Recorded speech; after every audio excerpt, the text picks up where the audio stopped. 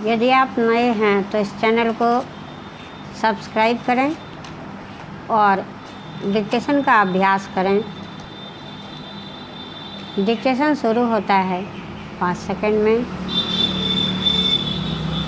Ready, start. महोदय, पिछले कुछ वर्षों में सभी राजनीतिक दल किसी न किसी तरह से जनता से दूर हो गए हैं। आज हम और आप दोनों को अपनी जड़ों को फिर से जमाना होगा। जनता से प्रेरणा लेनी होगी। हमें जनता की आकांक्षाओं, उसकी मांगों और उसकी ज़रूरतों के अनुसार चलना होगा। अपने देश के विशाल आकार के कारण यह बहुत बड़ा काम है, लेकिन उस आदमी के लिए कुछ भी असंभव नहीं जिसने कुछ करने के लिए कमर कस ली हो। कुछ देशों में लोग चढ़ने के लिए पहाड़ों की ऊंची से ऊंची चोटियों का समाधान हो सके। कुछ दूसरे छोटी छोटी नावों में सागरों और महासागरों को पार करने के लिए निकल पड़ते हैं।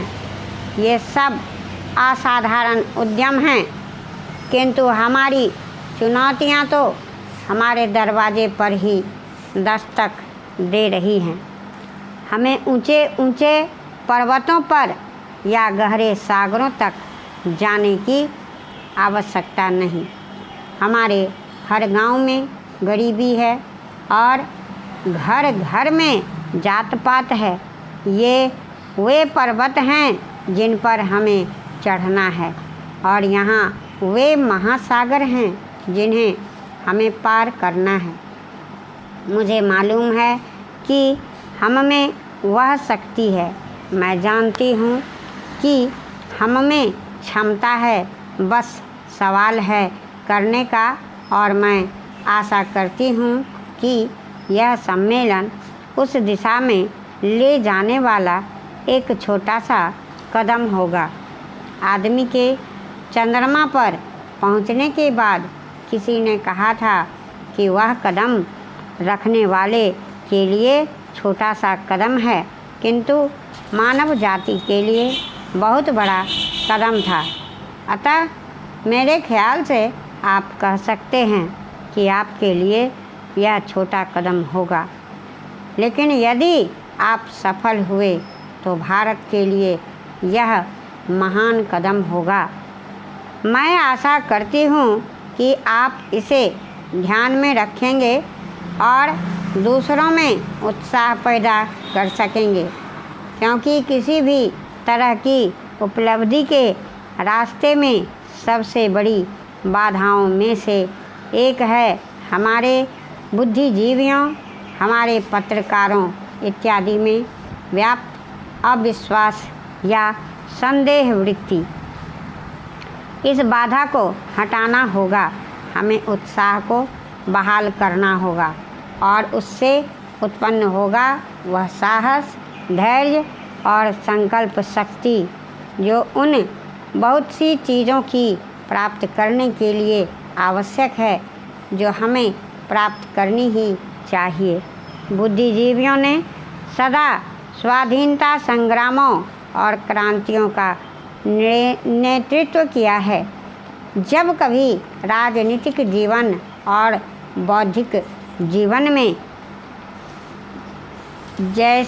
निकट का संबंध रहा है तो दोनों को लाभ पहुंचा है, और जब दोनों अलग अलग रहे हैं तो दोनों में ही दरिद्रता आई है, जैसा कि हमारे देश में हुआ है। मेरे विचार से दोष ना तो हमारा है और ना आपका। सभापति महोदय, जो रिपोर्ट मद्य निषेध के संबंध में हाउस के सामने पेश हुई है, मैं उसके संबंध में अपने विचार रखने जा रहा हूँ। इस रिपोर्ट के 2 भाग हैं। इन दोनों भागों में बहुत सी बातों का जिक्र किया गया है। बहुत सारी विवेचना इस रिपोर्ट के अंदर है। मैं इसके विस्तार में जाना नहीं चाहता हूँ, लेकिन कुछ ठोस और ख़ास बातें आपके सामने रखना चाहता हूँ। पहली बात तो यह है कि क्या नशाबंदी हमारे लिए आवश्यक है? क्या यह ज़रूरी है कि हम मद्यपान ना करें? इस पर ध्यान देने से आपको पता चलेगा कि जो भी काम हम अपने हाथ में लेते हैं, चाहे वह खेती का हो, व्यापार का हो या यांत्रिक युग और विज्ञान का हो, उसके लिए आवश्यक है कि आदमी का मस्तिष्क ठीक तरह से काम करे। अगर मस्तिष्क का संतुलन बिगड़ जाता है तो वह उसको ठीक तरह से कर नहीं सकता। और यह शराब एक ऐसी चीज़ है जो कि व्यक्ति के मस्तिष्क का संतुलन खो देती है। इसलिए हमारे देश में हमारे नेताओं ने यह आवश्यक समझा था कि अगर इस देश में सामाजिक और आर्थिक जीवन का संतुलन ठीक रखना है, लोगों को किसी चीज़ का ज्ञान देना है, किसी चीज़ को उन्हें सिखलाना है, तो उसके लिए ज़रूरी है कि इंसान का दिमाग ठीक रहे। और इसलिए नशाबंदी का होना बहुत ही ज़रूरी है। इस बात का प्रचार आज़ादी के पहले और बाद में भी किया गया। यदि हम धार्मिक ग्रंथों को देखें, हिंदू धर्म के बंद तथा शास्त्रों को देखें, क्रिश्चियंस के बाइबिल को देखें या मुसलमानों की पवित्र कुरान को देखें, तो किसी ग्रंथ में भी इस प्रकार की विचारधारा नहीं है कि आदमी शराब पिए। हर स्थान पर इसका खंडन किया गया है। सभी महापुरुषों ने, चाहे वे लोकमान्य तिलक हों या महात्मा गांधी जी हों, जो कि इस देश के सामाजिक और राष्ट्रीय जीवन के लिए अग्रसर थे, उन्होंने भी इस बात का खंडन किया है और कहा है कि नशा इंसान के लिए कोई अच्छी चीज़ नहीं है और इसलिए उसका उपयोग नहीं करना चाहिए।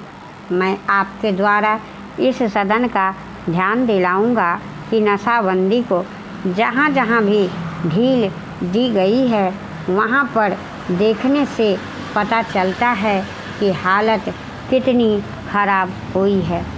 सभापति महोदय, शराब पीने से शारीरिक हानि और आर्थिक हानि तो होती है, साथ ही साथ सामाजिक जीवन में भी वह बहुत बुरी साबित होती है। जहाँ पर नशाबंदी खुल गई है, मुझे पता है कि महाराष्ट्र और आंध्र के कुछ ऐसे हिस्से हैं जहाँ पर शराबबंदी लागू नहीं है। वहाँ पर दिन दिन गुनाह बढ़ते जा रहे हैं। मान्यवर, इस अनुदान पर जब हम विचार कर रहे हैं तो हमारे सामने 3 परिस्थितियां हैं।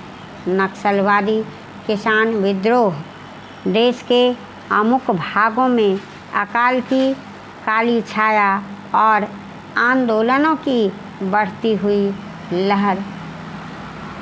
मैं निश्चित रूप से कह सकता हूँ कि कांग्रेस सरकार की अब तक की खाद्य नीति और कृषि नीति असफल सिद्ध हुई है। इसका मूल कारण क्या रहा?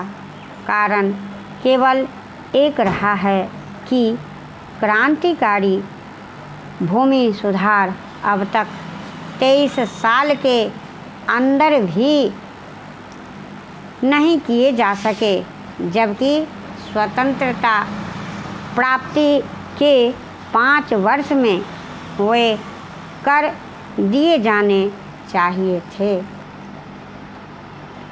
इसलिए हम इस क्षेत्र में अब तक असफल सिद्ध हुए हैं।